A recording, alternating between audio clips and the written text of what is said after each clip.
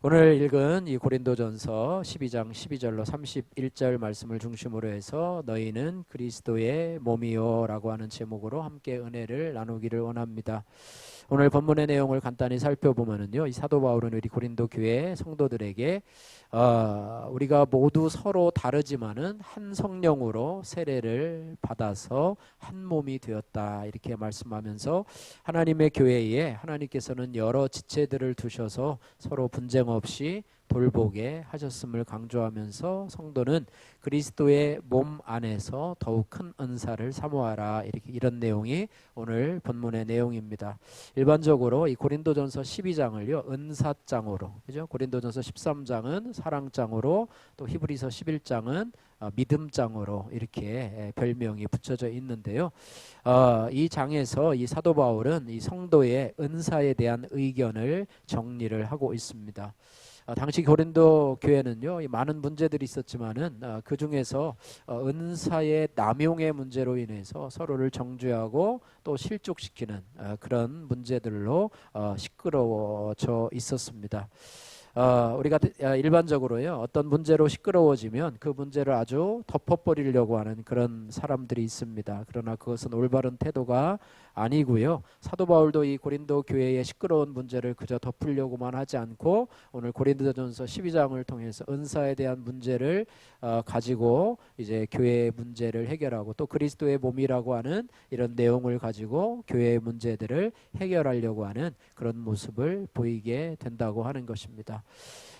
우리가 이 분쟁하는 또 다투고 또 당으로 나눠져 있는 이 고린도 교회의 모습을 보면서 어떤 분이요 이 교회를 두 종류로 이렇게 좀 비유적으로 표현을 했는데요.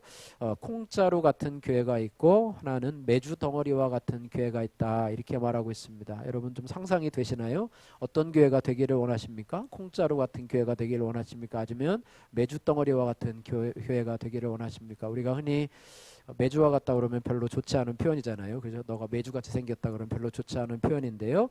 콩자루 같은 교회는 뭐냐면 자루 안에 콩이 있을 때는 하나로 되는 것 같지만 그 자루를 풀어서 쏟아놓으면 콩이 막 이리저리로 막 흩어지잖아요. 그런 교회를 말하고요.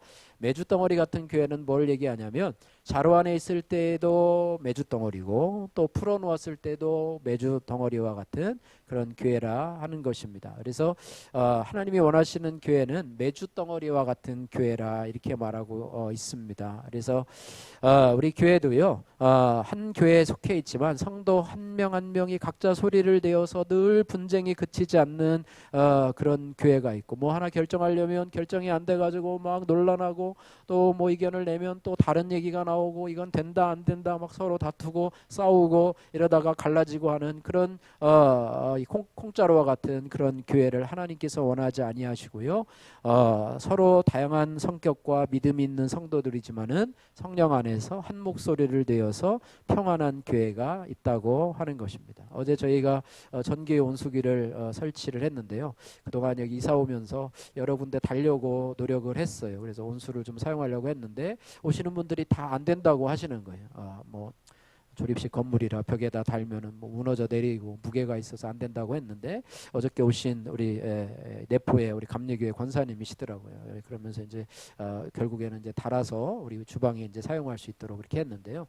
그분이 하시는 말씀이 뭐냐면 자기가 그 교회에서 한 20년 정도 있었고 권사로서 섬기고 있는데 교회가 늘 평안하대요. 그동안에 오면서 늘 평안하고 이제 새로운 목사님이 오셨는데도 뭐 어떻게 될지 모르겠죠. 어떻게 그동안은 평안하게 어떤 문제들 없이 잘 이루어 갔다고 얘기를 하면서 좀 저희 교회도 전에 약간의 문제가 있었지만은 그동안에는 계속 평안함으로 또 한 마음으로 우리가 좀 표현은 그렇지만 오늘 본문에서 메주덩어리와 같은 게 좀 그렇지만 어쨌든 그런 모습으로 와서 하나님 기뻐하시리라고 생각이 되는데요. 그러면서 이 사도 바울은요 우리 이 고린도 교회 성도들과 또 저희들에게도 동일하게 주시는 말씀이 뭐냐면 너희는 그리스도의 몸이라 이렇게 말하고 있습니다. 오늘 27절 말씀 같이 한번 읽어보도록 하겠습니다. 27절 너희는 그리스도의 몸이요 지체의 각 부분이라. 뒷부분은 뭐 당연히 따라오는 것이고요. 오늘 설교의 말씀처럼 너희는 그리스도의 몸이요 라고 하는 제목으로 함께 말씀을 나눠보기를 원하는데요. 우리가 소크라테스 하면은 여러분 제일 유명한 말 있죠. 너 자신을 알라 뭐 이렇게 얘기하는데요. 다른 어떤 것보다도요 우리 자신을 알아가는 것이 참 중요합니다. 왜냐하면 우리 자신을 알아가는 것이 그만큼 힘들기 때문이라고 하는 것입니다. 그래서 우리 자신을 알아가야 되는데 특별히 오늘 말씀 가운데서 내가 누구인가 나는 누구인가라고 할 때에 뭐 성경에 여러 가지 정체성이 있지만 특별히 오늘 말씀에서 나는 그리스도의 몸이다 라고 하는 그런 정체성을 가지고 살아가시기를 주님의 이름으로 축복합니다. 참 죄와 또 우리의 악한 것으로 또 천하고 무능한 저와 여러분들에게 하나님이 그리스도의 몸이라 라고 하는 것은 참 얼마나 영광스럽고 또 감사한 일인지요. 우리가 그 고백을 할 때에 그 선포를 해주실 때에 우리가 할렐루야로 화답하고 내가 그리스도의 몸이구나. 내가 그만큼 존귀한 몸이구나. 하나님께서 나를 귀하게 여기셨고 나는 그 몸의 지체가 되었고 그 몸이 몸의 일부분이 되었다고 생각할 때 우리가 어디를 가든지요. 내가 값싸게 행동해서는 안 되겠구나. 내가 품격 있게 주님의 자녀답게 생각하고 주님의 자녀답게 말하고 행동하는 그런 모습이 있어야 되겠구나. 내가 세상에 더러운 곳에서 내 몸을 함부로 굴려서는 안 되겠구나. 이렇게 말하는 것이 있어야 될 거예요. 예전에 기독교 고전 중에요. 예수님이라면 어떻게 하셨을까? 그래서 WWJD라고 하면서 What would Jesus do? 라고 하면서 그 앞자를 따서 WWJD라고 하는 그런 책이 있었는데요. 참 많이 유행했었는데 지금도 여전히 많이 읽히는 책인데요. 주님이라면 어떻게 하셨을까? 내가 주님의 그리스도의 몸된 저로서 살아가면서 우리가 일상을 살아가면서 주님이라면 어떻게 하셨을까? 이 상황에서 주님이라면 어떻게 하셨을까라고 묵상하며 살아간다면 성령께서 저와 여러분들의 삶을 아름답게 인도하실 줄로 믿습니다. 그래서 오늘 말씀을 통해서요. 그리스도의 몸된 사람의 이 특징은 무엇인가라고 우리가 생각해 보면서 같이 은혜를 나누기를 원합니다. 첫 번째로 그리스도의 몸된 사람의 특징은 뭐냐면 예수를 믿고 성령을 받아야지만이 된다고 하는 사실을 보여주고 있습니다. 아무에게나요 너는 그리스도의 몸이라 이렇게 말하지 않습니다. 꼭 반드시 거쳐야 될 것이 뭐냐면 내가 예수님을 믿고 성령을 받아야 된다라고 하는 것입니다. 그래서 예수를 믿는다고 하는 것은 과연 무슨 뜻인가? 그냥 교회만 출석하면 되나? 교회 가서 그냥 등록만 하면 예수 믿는 것이 되는가? 그렇지는 않습니다. 물론 믿을 가능성이 많긴 하지만 교회 다닌다고 해서 반드시 예수님을 믿는 것은 아니고요. 그러나 예수님을 믿는 사람은 반드시 교회를 다니겠죠. 그런데 예수님을 믿는다고 하는 것은요. 하나님의 아들이신 예수께서 나의 죄를 위하여 나를 대신해서 십자가에 죽으심으로 나를 구원하셨음을 믿는 것이고 또 부활 승천하심으로 인해서 우리도 주님처럼 영원한 부활의 생명을 가짐을 믿는 것입니다. 그래서 대체적으로요 예수님을 믿는다는 것을 간단하게 네 가지로 정리를 하면요 무엇을 믿는다고 하는 것인가? 첫 번째는 뭐냐면 나는 하나님 앞에서 죽을 수밖에 없는 죄인임을 믿습니다. 그것을 믿는 것이죠. 두 번째는 죽을 수밖에 없는 죄인인 나 자신이 스스로 노력해서 나를 구원할 수 없음을 믿습니다. 나는 아무리 노력해도 구원에 이를 수 없는 존재임을 믿습니다. 그래서 세 번째는 이와 같이 절망적인 상태에 있던 나에게 하나님께서 그 아들 예수님을 보내주셔서 나를 죽게 하심으로 나를 죄와 사망과 저주의 권세에서 구원해 주심을 믿는 것이 바로 예수님을 믿는 것입니다. 그리고 네 번째로는 뭡니까? 그러므로 이 사실을 제가 믿고 예수 그리스도를 나의 구주, 나의 하나님으로 영접해서 그분을 사랑하고 그분을 따라가는 제자로서의 삶을 살아가는 것을 믿는 것, 이것이 바로 예수님을 믿는 것입니다. 이와 관련된 말씀인데요. 로마서 10장 10절 말씀, 여러분 잘 아는 말씀이죠. 사람이 마음으로 믿어 의에 이르고 입으로 시인하여 구원에 이르느니라. 이런 유명한 말씀이 있죠.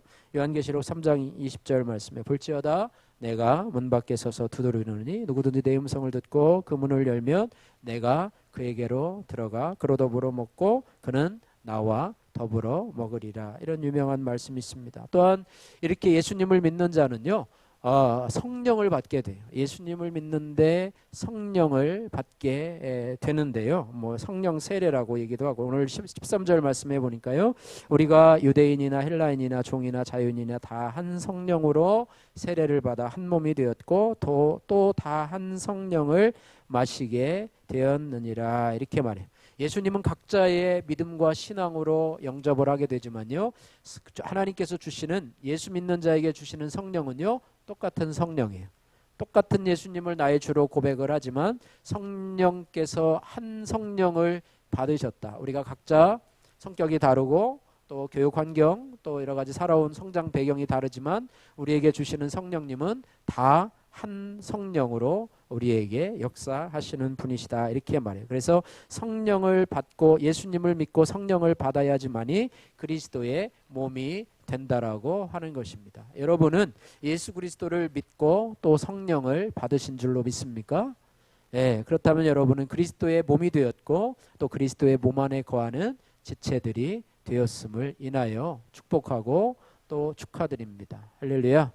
두 번째로 그리스도의 몸 된 사람의 특징은요. 내가 원하는 대로가 아니라 하나님이 원하는 대로 살아가는 사람이라고 하는 것입니다. 그래서 그리스도의 몸 된 사람의 특징은 내가 원하는 대로 내 계획대로 살아가는 사람이 아니라 하나님이 원하시는 대로 하나님의 스케줄대로 살아가는 사람이라. 예수 믿기 전에는요. 나는 내 계획대로 내 인생의 주인이 내가 되어서 내 마음대로 내가 하고 싶은 대로 살아갔지만 이제 그리스도의 몸 된 사람의 특징은 하나님의 스케줄대로 살아가는 사람, 하나님의 원하심대로 살아가는 사람이다. 이렇게 말씀을 하고 있습니다.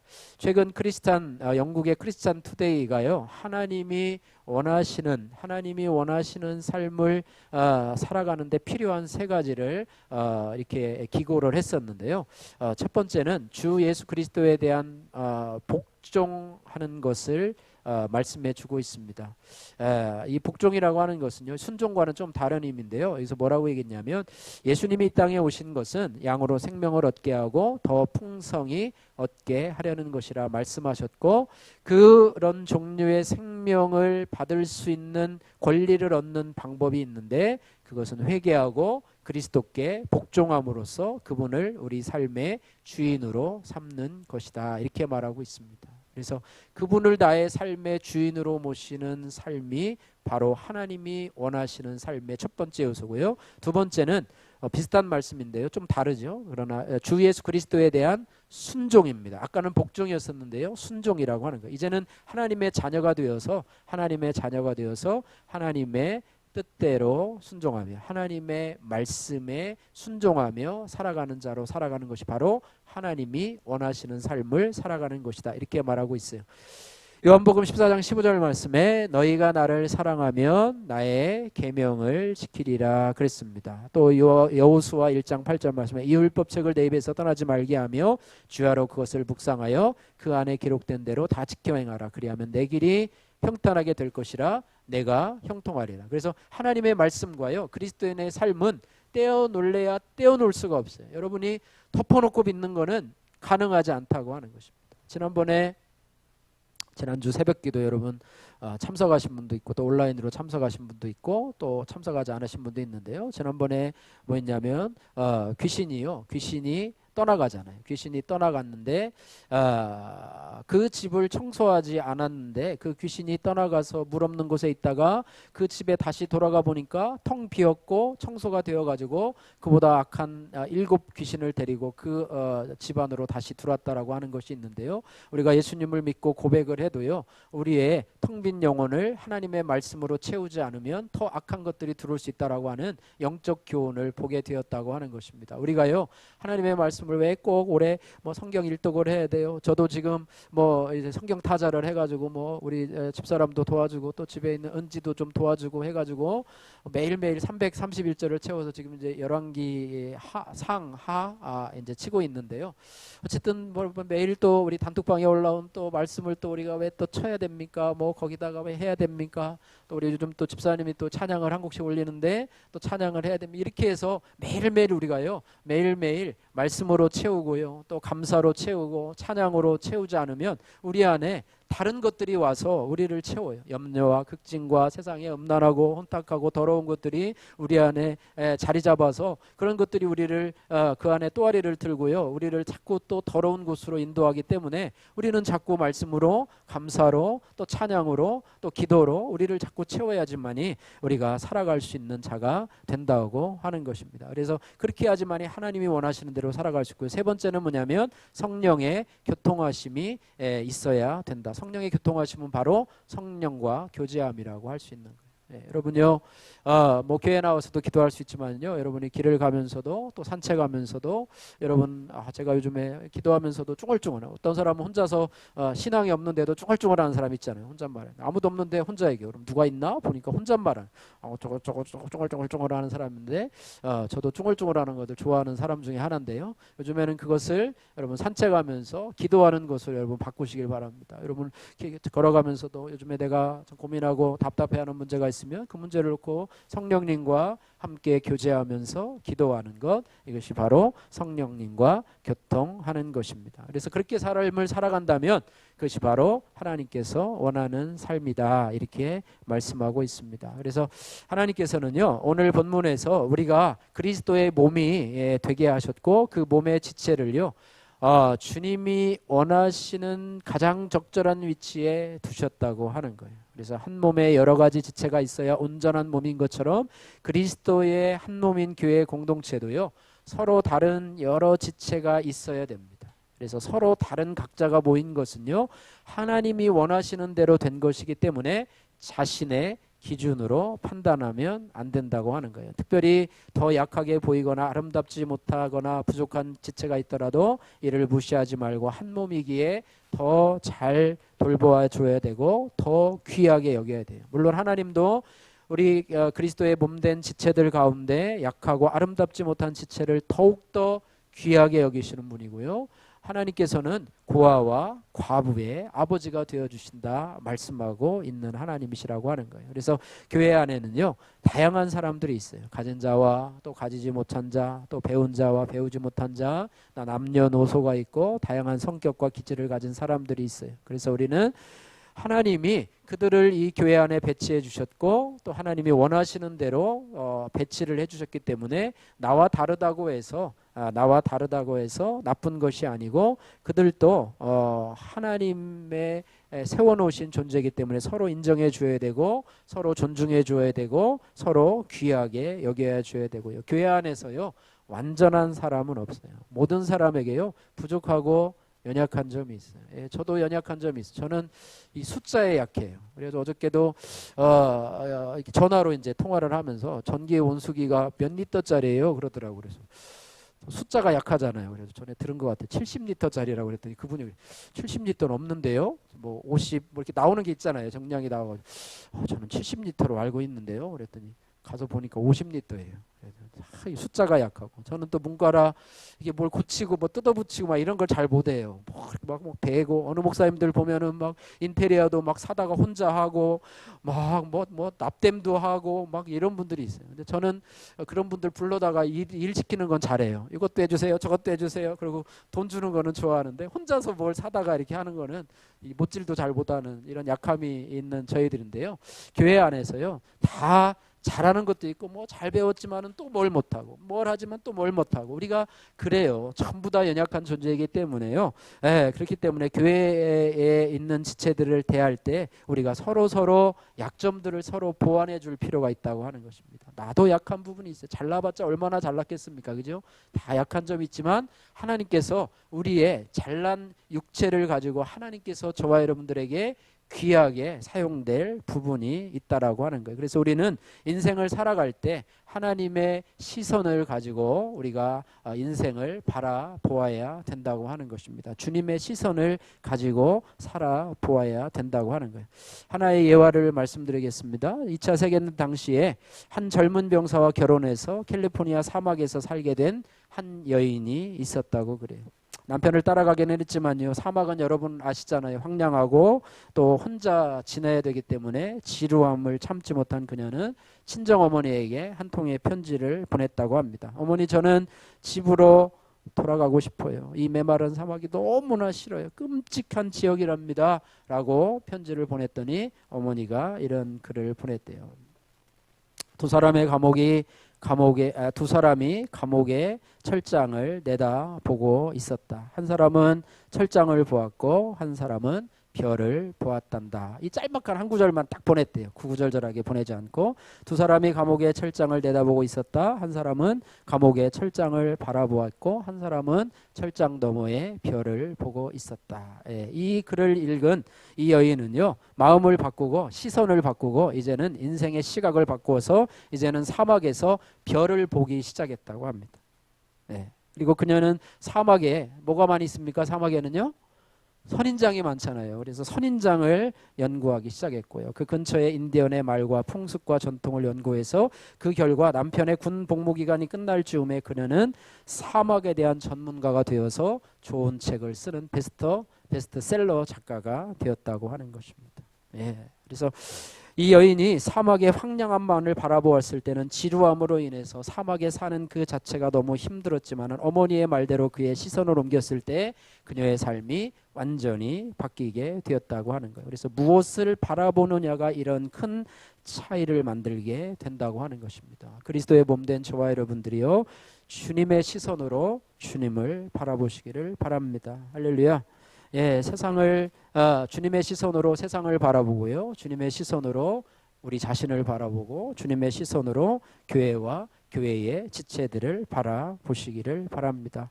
예, 그래서 우리가 주님을 바라볼 때는요, 실패는 그냥 실패로 끝나지 않습니다. 실패조차도요, 승리하는 삶을 위한 하나의 과정으로 바라보게 됩니다. 어려운 환경 역시 마찬가지죠. 우리가 어려운 환경이 많이 있잖아요. 그죠? 새해가 되면 꽃길만 걷기를 원하고, 그죠? 뭐 어저께 입춘이라고 그래서 봄이 되면 뭐 달라지는 게 있나요? 황사가 와가지고 더 힘들죠. 뭐 꽃길만 건다고 좋나요? 예, 꽃길만 걸을 수도 없어요. 그런데 우리가 어려운 환경을 늘 당하잖아요. 이제 2월 달이 되고 또 올해 또 2023년도에 또 여러분 우리 삶에 어려운 일이 있을 것인데, 그런 어려운 환경이 올 때마다 마찬가지예요. 나를 힘들게 하는 환경만 바라보는 것이 아니라요, 그 힘든 환경을 통해서 나를 만들어 가시는, 전주에 설교한 것처럼 징계, 또 하나님의 아들 만들기 프로젝트를 진행하시는 하나님의 역사심을 바라보아야 한다고 하는 것입니다. 시선에 대한 이야기를 하나 더 말씀드리면은요, 이 세상에 두 종류의 사람이 있는데요, 때문에의 인생을 사는 사람이 있고요, 덕분에의 인생을 살아가는 두 종류의 사람이 있다고 합니다. 여러분 언뜻 느끼시기에 여러분 때문에 인생이 좋은 것 같아요? 아니면 덕분에 인생이 좋은 것 같아요? 네? 예, 덕분에가 좀 난 것 같죠. 예, 어감이 좀 좋은 것 같은데요. 제가 설명을 드리면은요, 삼성경제연구소에서 발간한 이 수종해라고 하는 책에 보면은 때문에와 덕분에에 대해서 이런 해석을 놓았다고 그래요. 때문에는 상대방에게 모든 책임을 떠넘기는 책임 전가형 단어라고 하는 거예요. 그죠? 에덴 동산에 아담과 너 때문에, 너 뱀 때문에, 아내 때문에 뭐 따먹었다, 뭐 이렇게 하는데요. 예, 책임 전가형 단어라고 그러고요. 그 다음에 이 때문에형 인간은 어떤 인간이냐면 모든 문제를 자기 입장에서 생각하면서 자기를 정당화하는 거예요. 실패해도 실패를 정당화하는 거예요. 왜 실패했는지 저 인간 때문에, 저 환경 때문에라고 하면서 상황을 정황하게 늘어놓았어요. 반면에 이 덕분에라고 하는 말은요, 결과를 감사하게 받아들이는 감사 포용형 단어라고 그럽니다. 그래서 덕분에형 인간은요, 상대방의 입장에 서서 그들을 이해하고 배려하는 인생을 살아가게 되고요. 때문에라고 하는 것은요, 부정적인 언어입니다. 그래서 실패의 모든 것들을요, 다른 사람에게 떠넘기는데요, 부모님 때문에, 친구 때문에, 가난 때문에, 환경 때문에, 또 내가 받은 상처 때문에 내가 이 모양 이 꼴이 되었다고 말을 하는 그런 책임 전가형의 그런 인생이라고 하는 것입니다. 반면에 덕분에는 긍정적인 언어입니다. 부모님 덕분에, 또 친구 덕분에, 가난한 환경 덕분에, 또 내가 받은 상처 덕분에 지금 내가 있게 되었습니다. 할렐루야. 그럼에도 불구하고 그런 것이죠. 그래서 그리스도의 몸인 우리 성도들은요, 주님의 몸된 교회 안에서도 주님이 원하시는 곳에서 섬기고 봉사해야 되고, 세상에서도 주님의 시선으로, 주님의 관점으로 하나님이 원하시는 방향으로 여러분이 섬기시는 여러분들 되시기를 바랍니다. 적용의 말씀입니다. 여러분은 지금 어떠한 사람으로 어떠한 모습으로 살아가고 있습니까? 여러분 바라기는 주님이 원하시는 시선으로 주님이 원하시는 모습으로 살아가시기를 주님의 이름으로 축복합니다. 세 번째로 그리스도의 몸된 사람의 특징은요, 교회를 세우는 역할을 한다고 하는 것입니다. 27절에 31절 말씀인데요, 하나님은요 그리스도의 몸된 교회, 그리스도의 몸된 우리에게 각자 알맞은 은사를 허락해 주셨습니다. 그래서 그 은사를 통해서 하시고자 하시는 것은 무엇이냐면 당신의 몸인 교회를 세우시기를 원하신다라고 하는 것입니다. 그러므로 그리스도의 몸된 교회 성도는요, 말씀과 교회 질서에 따라서 교회를 세우는 것을 감당해야 된다라고 하는 것입니다. 또 하나 우리가 생각해 볼 것은요, 주님의 몸된 교회는요, 나만 홀로 존재하지 않고 우리로 존재한다고 하는 것입니다. 그래서 우리가 곧 그리스도의 몸이며 나는 그 한 부분인 지체라고 하는 거예요. 여러분 몸이요, 지체가 없이는 몸이 이루어질 수가 없고요, 각 지체는 혼자 존재할 수 있습니다. 그래서 가장 어려운 교회가 어떤 교회냐면 한 사람이 이끌어가는 교회가 가장 어려운 교회예요.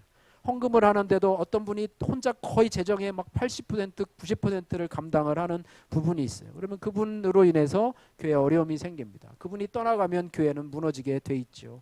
또 봉사도 한 사람이 다 하게 되면 그분에게만 초점이 됐고 그분은 힘들어요, 어려워요. 다른 사람들은 구경꾼만 해요, 판단만 해요. 왜 이렇게 했느냐 저렇게 했느냐 판단만 해요. 그래서 우리가 나누어서 일을 해야 됩니다. 저희가 이제 3월 달부터 그동안 코로나 3년 동안 점심 식사를 하지 못했는데 이제 점심 식사도 하고 또 오후 예배도 드리고 또 이제 소그룹 예배도 소그룹 이제 각자 가정에서 예배를 드리게 되는데 이번에 주일 이번에 이제 언제죠? 2월 19일 날 우리 주일 오후에 2부 예배 드리고서 이제 교회 주방을 좀 정리하려고 합니다. 그동안에 많은 쓰레기들이 많이 쌓여가지고 거의 창고처럼 되었어요. 그래서 이제 같이 모여서 또 아이디어를 모고해서 깔끔하게 정리하려고 합니다. 교회는 나 혼자만 하는 게 아니고요, 우리 모두가 함께하는, 우리가 하는 것이라고 하는 사실을 기억해서요, 하나님께서는 교회 공동체 지체들이 서로 한 질서를 이루어서 한 몸을 이루도록 각각 서로 다른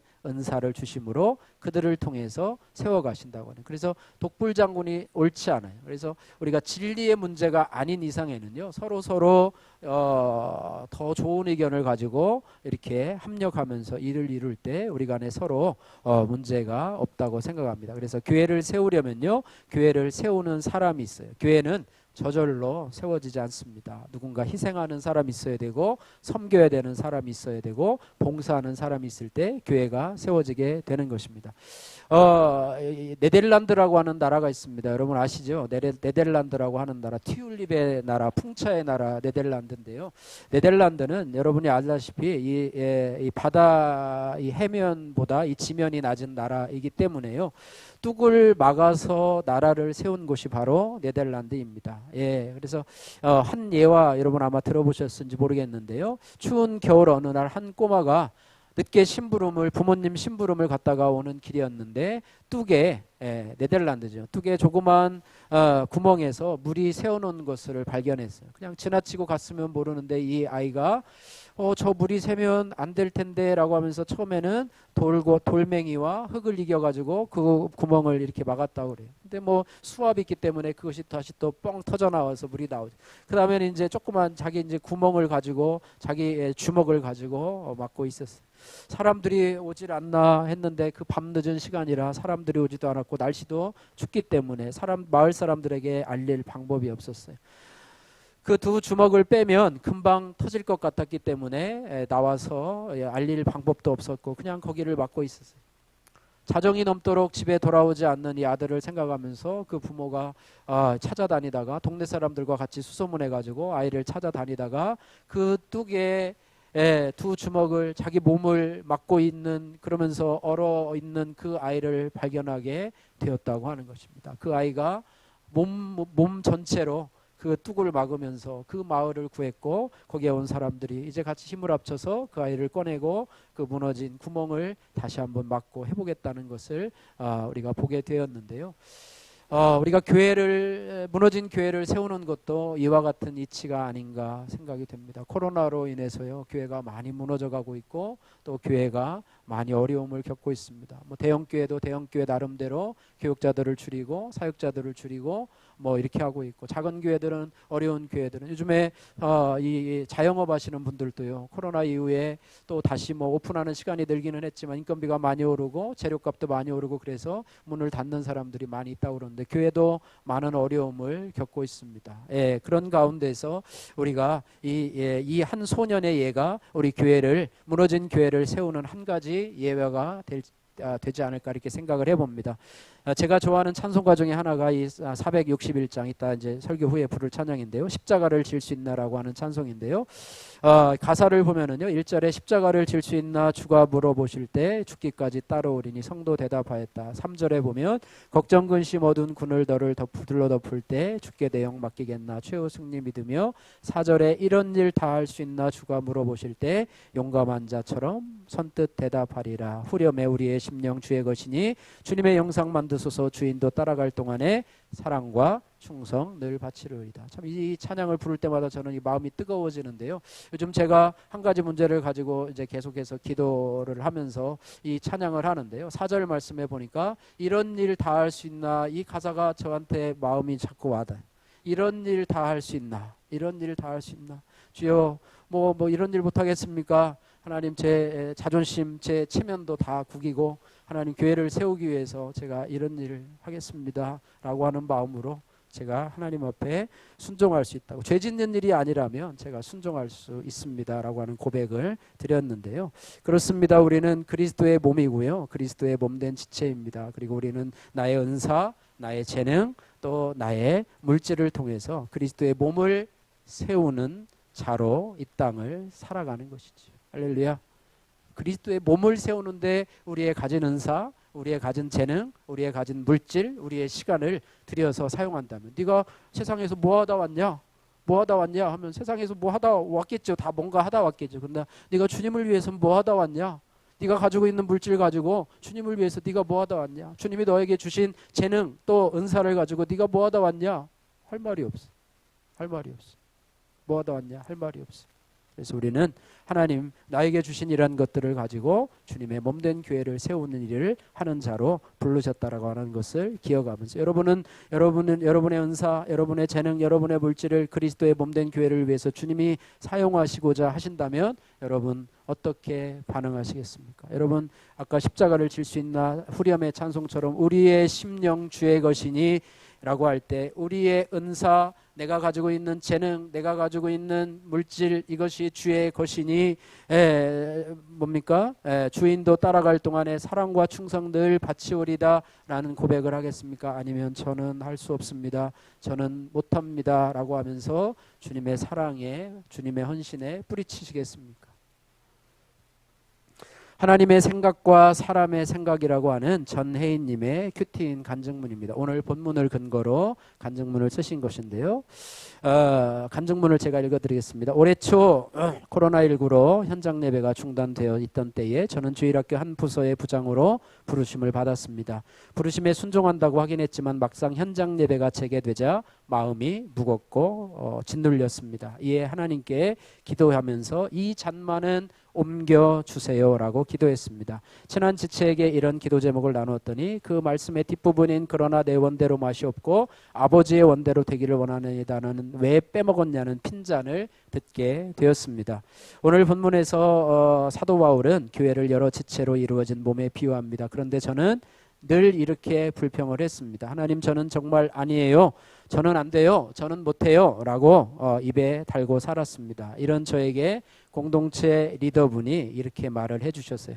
어떤 직책이라도 책임이 맡겨지면 두렵고 도망가고 싶어져요. 그러나 하나님의 때에 내게 맡기신 것은 하나님이 이루어 가실 거예요. 다만 내 안에 하나님의 생각과 또 사람의 생각과 잘하고 싶은 욕심이 올라오니 내 힘으로는 할 수 없음을 고백하고 회개하며 가는 수밖에 없습니다라고 권면해 주셨습니다.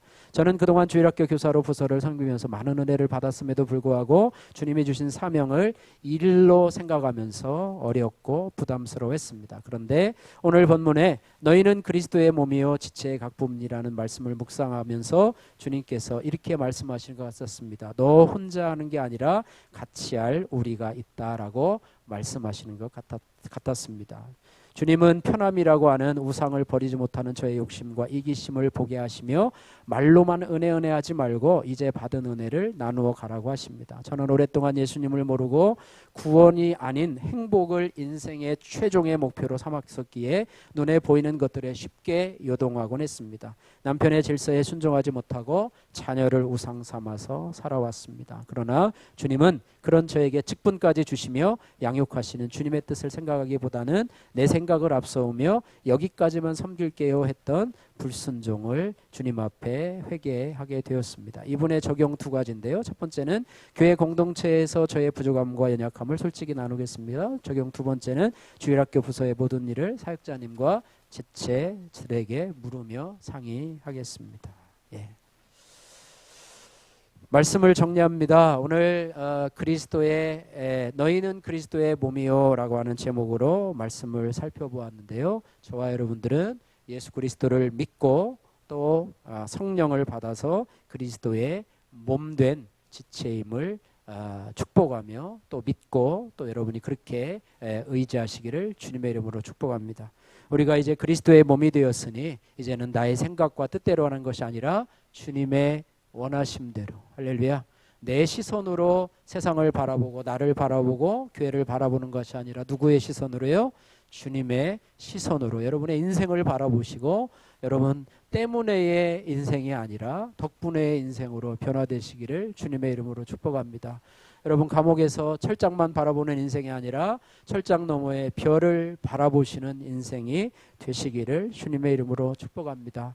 또한 나에게 주어진 그런 은사와 또 재능과 또 그런 물질이 하나님의 것임을 고백하면서 그것이 하나님의 교회를 세우는데 그리스도의 몸된 교회를 세우는데 주님께서 사용하실 수 있도록 우리가 하나님 앞에 충성과 사랑과 충성을 드리는 그런 고백을 하시는 저와 여러분들로 이 땅을 살아가시는 저와 여러분들 되시기를 주님의 이름으로 축복합니다.